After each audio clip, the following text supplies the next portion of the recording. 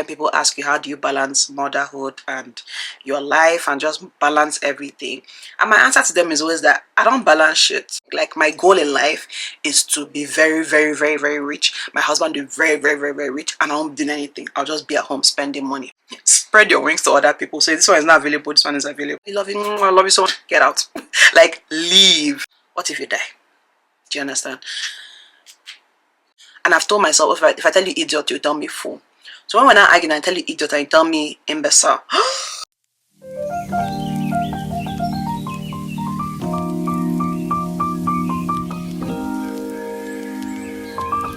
Hi my loves, welcome back to this face. If this is your first time, do not make it your last. We're all about fashion, lifestyle, and a bunch of general nonsense. I received a few comments here and there in the past, now, and I'm sure probably in the future, of people saying things like mom goals, like I need to be like you when I finish giving birth, like you make it look easy, like you are the ones that know how to make motherhood look easy, you make it look sweet, you make it look nice. I like the way that you're still carrying yourself well even after giving birth. Like, it comes in different forms, but it's still the same thing. Or when people ask you how do you balance motherhood and your life and just balance everything, and my answer to them is always that I don't balance shit.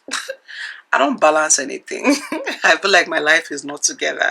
But you know what? I understand what everyone means. So even if I know it's not together at home, or like I have days when I look like what I'm going through, I understand that I carry myself in a way that makes people see motherhood look easy. I carry myself that way and people just think that it is easy.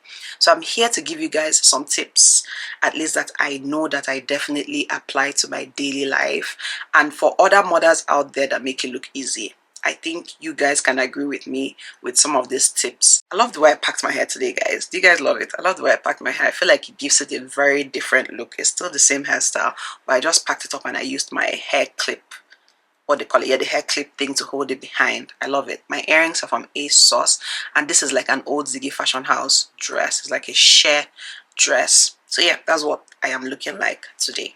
So let's get right into the video. You have to decide to be a cool mom. I think it's something that you just have to be. Like, you have to be a cool girl, then a cool woman, and then you can be a cool mom. I think it's something you already have to have. Do you understand? Like, it's just, if you're someone that enjoys being put together, you know, looking good, it's something that should always be there even before being a mom. So you just have to just continue, I guess. So I think for me, let me be saying everything about myself. Let me just make it like personal to me.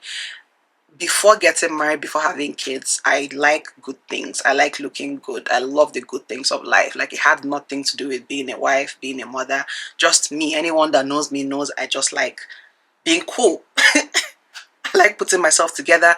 I like looking for things that fit me or that suits me. And yeah, it has just always been my, you know, kryptonite. That has always been me. But yeah, I think it's something you have to decide. So it's like, it starts from your mindset, right? You have to tell yourself that getting married and being a mom is not the end of your world. It's not the end of life.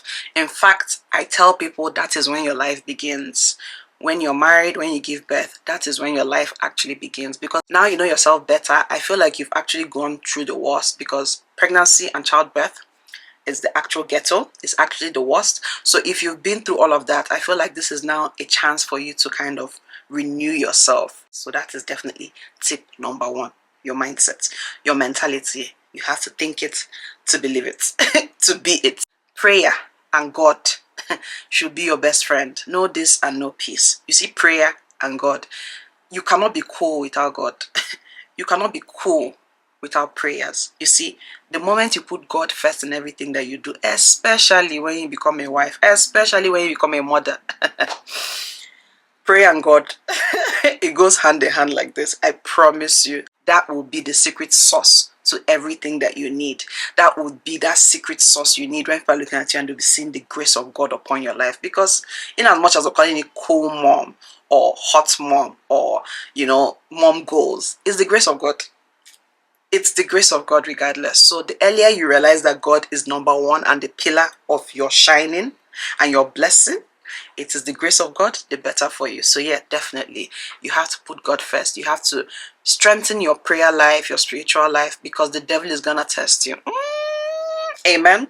The devil is gonna test you. So you have to be ready to be strong spiritually. You have to be ready to just call on God anytime and every time, because you're gonna need him. Okay? You're gonna need him. Always be put together. Like, regardless, even when you're at home, you have to always be put together. Always be put together. Like, I'm not saying full on makeup, whatever, but at least let your hair be done. You know, I get my hair done every month. So I'm not someone that gets my hair done every week, every 2 weeks. But you know that feeling when your kids grow up and they talk about you, like growing up, my mom always used to be put together. My mom always used to look pretty. My mom always had her shit together. You know, that kind of thing. I feel like I'm doing everything for my kids, to be honest. Like, I want them to grow up and see me that way. Like, even though I'm that way and I'm doing it for myself, but it's just nicer knowing that your kids didn't see you as someone that was just suffering and looking like you were going through a lot, even if you're going through a lot. You understand? So just always be put together, even when you're at home, when you're in your house, boo-boos, house, whatever, but you just look neat. You understand? You look neat. You're taking your shower, even if you're a housewife, you're showering.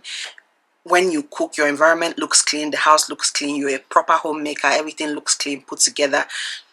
Just everything about you looks put together. Like, you're guaranteed that anytime anybody sees you, you just look put together. Even if you have those days when you're not put together, people won't judge you based off of that, because they know that on a normal day, you're just always put together. You understand? Like, your hygiene is on point. If you can do your nails, even if you don't have like long nails, but like your nails look neat, your hair is put together. When you're about to beat your face, they know you're about to beat your face. Like, they know the potential you have, even when you're not looking good, because when you decide to look good, they know that it is there. Do you understand what I mean? Like, when they just know that you're someone that is always put together, that definitely helps. When you let yourself go, and letting yourself go is beyond just adding weight and, you know, going through postpartum and all of that. Because me, I've added I added weight. I add weight. Like, you guys see me, I add weight, I lose weight, I add weight, I lose weight. I don't think weight has to do with being put together. Like, I've seen videos online when women are like, which I don't want to judge them based on that, because postpartum hits people differently, no doubt. I'm not going to judge anybody based on that, right? But I've seen videos where people are like, they lost their spark and everything, which is a real thing. It really is a real thing. But they always associate it with just adding weight or getting bigger or looking bigger. And to me, I feel like it doesn't stop anything. Like, it's depressing. It's depressing when it comes to going out or leaving the house or going for an event or putting outfits together or looking put together. My weight is not gonna stop me. My weight is not gonna stop me. It has, like, if you're a fine girl, you're a fine girl, whether I like it or not. So whether I add 50 kg, 100 kg, that is your business, I'm still going to look fine. When I lose weight, I'm still going to look fine. So just always be put together no matter what. Delegate as much as possible. Oh my God. You know when they say things like you get nannies for your kids and you get nanny for yourself? If it's possible, I'll do that as well. Delegate as much as possible. Suffering, there is no price for suffering. You know that thing of, I do this, I do this, I do this, I do this, there's no price. There is no award. Nobody's going to clap for you. Nobody cares. The only thing you're doing to yourself is causing stress. You're making yourself get old faster. You're stressing, and we don't like stress. Do you understand? If you enjoy doing things, fine. But if you know deep down you don't enjoy it, but you're just telling yourself, yes, I'm a mother, I'm a wife, I'm a this one, I'm a that, and you're doing everything yourself, you're the one doing the cleaning, cooking, everything, good luck to you. That's not me. Okay? Okay. You have to have something that you're doing. Like, it's almost like decentering yourself from your husband and your children. You cannot just answer mother and wife. That cannot be your whole entire identity. That cannot be your identity. Wife and mother, that's all you do. That's all you have to offer. Before your husband met you, what were you? Before you had your kids, what were you? Like, what are you? Because I'm sorry to say that, like, your whole personality cannot just be wife and mother. That's all. Like, I'm someone's wife, I'm someone's mother. That's all you have to bring to the table. Like, no. I want to be a rich housewife. Don't get me wrong. Like, my goal in life is to be very, very, very, very rich. My husband will be very, very, very, very rich, and I won't be doing anything. I'll just be at home spending money. But best believe that even while I'm doing that, I'm going to still find hobbies. I'm going to still find things to do. I'm going to still be doing something, even if it's just for the fun of it. Do you understand? Like, you have to have an identity. You just have to have something else that you offer, something else that you do, some kind of talent, some kind of skill. Learn something. Go out there. Just do something. You cannot just be a wife and a mom. Like, no. A perfect example is this YouTube thing I'm doing, right? It's fun. It's It's something, I see it like a diary where you can talk to people, you create your community and all of that, which brings me to my next point actually. You have to have your tribe.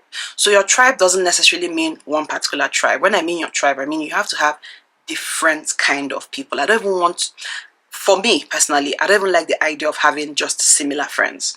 It's good to have different kind of people that you go to for different things, because that way you don't put pressure, because the more we grow, the more you realize that life is life is happening to everybody. So you don't want to have just one best friend or one person, and you put all that pressure on the person and you realize it's affecting the relationship. So I think it's important to have like a prayer friend, someone you talk to about your problems, a party friend, a mom friend, a mom from school friend, a church friend, a family member, something older, a Gen Z friend, because sometimes I like to live vicariously through them, like a Gen Z friend. Like, just have different people that you can go to for different things that you need, because you're going to need people.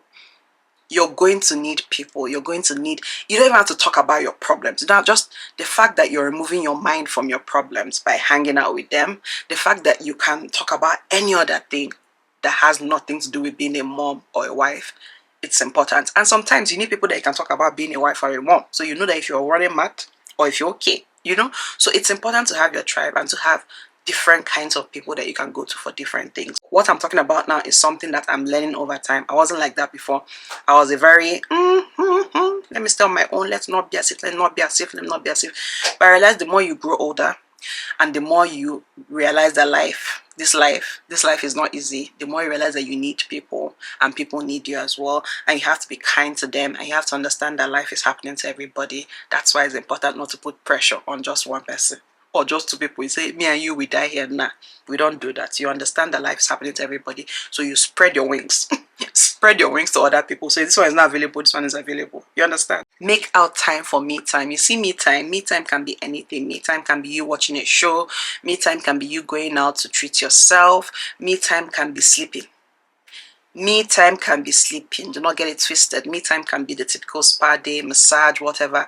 But you need your me time. Me time for me, most of the time, is chasing my children away from my sight. Like, I love you. I'll actually hug them. I love you, love you. I love you so much. Get out. Like, leave. Close the door and I'll start pressing my phone, or I'll sleep, or I'll watch a show. Just that time to not be a mom or be a wife. Like, just if you have a room, like I have a closet or whatever, just whatever space you have, just go in there. They would give you like an hour, a few hours, a few minutes, whatever it is, a day. Just have your me time, because you need to re-energize. You need to fill up your cup so you can be able to give out something. It's very important to have your me time. Do not get so into, I have to be a mom 2/7, that mom guilt. Like, if I take a break, you have the mom guilt, like, oh my god, it's not because I'm not a good mom, I'm not always there for my children. This is a lie. Those tyrants, it's a lie. They're gonna drive you crazy, they're gonna drive you mad, and when they're done, they'll look at you like you're crazy. So it's important to chase them away and say, it's okay, go go go go go go go go go go. You see this one, I don't joke with it. Spoil yourself. Spoil yourself. Guys, I look for any reason to spoil myself, and spoiling myself can be anything. Spoil yourself. Go and get ice cream, get something for yourself, get a gift for yourself, take yourself out on a solo date, go to the cinema and watch a movie, go on a staycation. Whatever it is, spoil yourself. You don't have to wait for someone to spoil you. I enjoy my company, going out to eat sometimes. The only things I like, going to a low-key place. No one will even talk to me. I'm not like, don't talk to me. I'm here to just face the wall and sit down. I don't see it as pathetic. I see it as empowering. It's so empowering, just going up by myself, going through the menu. I'm not under the pressure of talking and telling me, so how is life, or talking about the kids and talking about bills and things to pay and all of that. And no, just by myself, listening to nice music, going through the menu, ordering the food I love, eating at my own pace, just knowing that no one is rushing me. When I'm done, I go home. I'm so happy. Like, when I get back home, I'm just so happy to see my kids. I'm just like, wow, how are you guys? How is everything? Because I'm happy. When I'm in a bad mood, I'll buy something for myself. I enjoy unboxing. You guys know that that's like a hobby. That's the hobby of mine. I enjoy opening boxes and unboxing stuff and ordering stuff and waiting for stuff to come. As in, that is like my #1 hobby. I know we're trying to save. I know we're trying to, invest for our kids and all of that. But what if you die?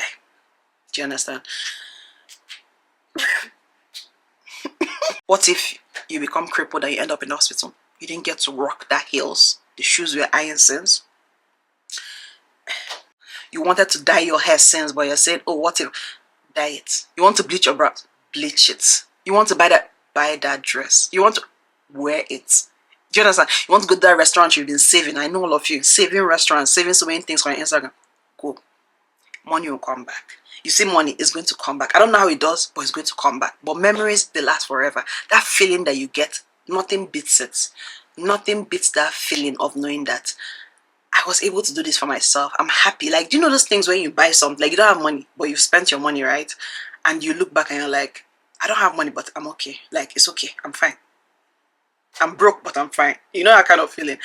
I would choose that feeling over having all the money in the world and I'm just depressed and miserable. Do you understand what I'm trying to say? You have to find a way to make yourself happy. You have to find a way to spoil yourself. Do little things that make your heart smile.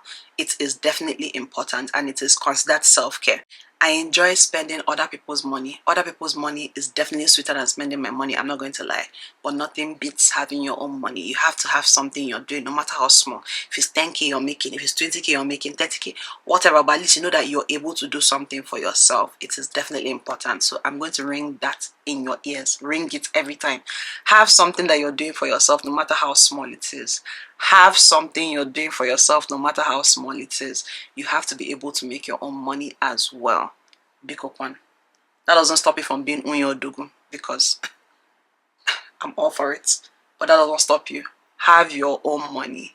The amount of women that are miserable because even when they want crayfish, they have to go to their husbands. Even when they want pepper, even when they want... The amount of women that are miserable because of that life, it's alarming. Do you understand? So at least be able to do some things for yourself. Be able to do some things for your kids. Be able to shop for your kids. Do something. But at the same time, the aim is to chop someone else's money. Yes. You have to be open to unlearning and relearning because things are definitely not going to go the way you planned. They are going to be, you're going to have disappointments. Things are going to come up. Like someone like me, I am a control freak. I don't know if I've mentioned it before. I don't know if you know me. I don't know, but I've said it here and there. I am controlling. It's actually a problem. And when I mean controlling, I want things to go the way I planned for it to go. And if it doesn't go that way, it feels like I'm not okay. It feels like I'm about to lose it. Because in my head, I've created different scenarios. I'm like, okay, if it doesn't go this way, to go this way, to go this way, to go this way. And when it goes another way, I'm like, I'm just so disorganized. Like, even when I'm having an argument, or when I feel like I'm going to have an argument, I've planned for your reply. Like, I've planned if I tell you this, you're going to tell me this. I am an overthinker, so I think a lot. So I've played out different scenarios. And I've told myself, if I tell you idiot, you tell me fool. So when we're not arguing, I tell you idiot and you tell me imbecile. That wasn't my plan. That was not how... The more I've realized that life does not go that way, the more I know peace. The more I'm getting better at it. And I've realized that in this life, things will not go the way you want it to go. And it's okay. It's fine. You must not be that person you think you're going to be. Your husband, your children, your environment, your friends, situations must not be the way you expect it to be. And it is fine. It is fine. They're not in your head. They're not with you creating the scenarios. They don't know what you're thinking. So there's no way you would expect someone to do it exactly how you want it to be. So you have to be open to unlearning things that you know before and relearning things and just giving yourself room to grow. Like it's such a beautiful thing seeing yourself or seeing myself. Let me use myself as an example. Like seeing myself and the way I take things and my ideology now on things and my opinion on things compared to 5 years ago, 6 years ago, 8 years ago, 10 years ago. I'm just like, wow, you've grown so much. You've grown so much. I wasn't thinking like this before. I wasn't this graceful before. There's so many things I react to in a different way now compared to how I would have reacted to it before. So like, it's just giving yourself room to grow. Understand that this is just life. You cannot be the same person. You have to be better. You have to be different. That is the beauty of life. That is the beauty of growth. You can't be growing up every day, every year added to your age, and it's still the same old thing. No. Now, maturity, wisdom, wisdom, listening more, talking less. Wisdom is very important. Learning and understanding, giving people the grace, understanding that you would never know what you would do until you are in that situation. is very important as well. And with that, you give yourself the grace as well to learn, to grow, to be better. It's just being happy, being your own individual self, knowing yourself and being the best version of yourself. That way, it's enough to pour into any other cup, whether it's the cup of being a wife, cup of being a mom, cup of being a friend, whatever it is, because you're able to fill your cup up. This is easier said than done. I am still learning, but I know with time I'm going to get there. Don't let things trigger you. Hearing me? Do not let things trigger you. Do not let things trigger you, because it's not helping anybody. Focus on your beauty, maintain steeze, maintain composure. And like I said, prayer and God, look to Him. He will help you. There's sometimes where I just feel so crazy, so mad, things are happening to me. I start playing worship songs back to back, and by the time I'm done with my session of worship songs, I feel better. Like it has solved my problem. Unlike before, I'm going to react. But tell me why. But why? But I need to know. Stress. You will look older. You get older. You will fall sick. You will actually fall sick. You will know you're getting sick. By the time you know it, you're in your 40s, in your 50s, you're in the hospital. Because we were busy shouting and reacting to everything and stressing yourself. Nah. Maintain beauty. Be calm. Think first. Think to yourself, if I react this way, how is it going to help me? What's the point? You have to. You understand? So yeah, I feel like with all of this, you're going to be the coolest mom ever. You're going to be the swaggiest mom ever. You're going to have steez and you're going to be happy, which is like the most important thing. We need to be happy moms. We need to be happy women, and we need to just love ourselves. Hope you guys enjoyed this video, and I'll see you guys in my next. Bye.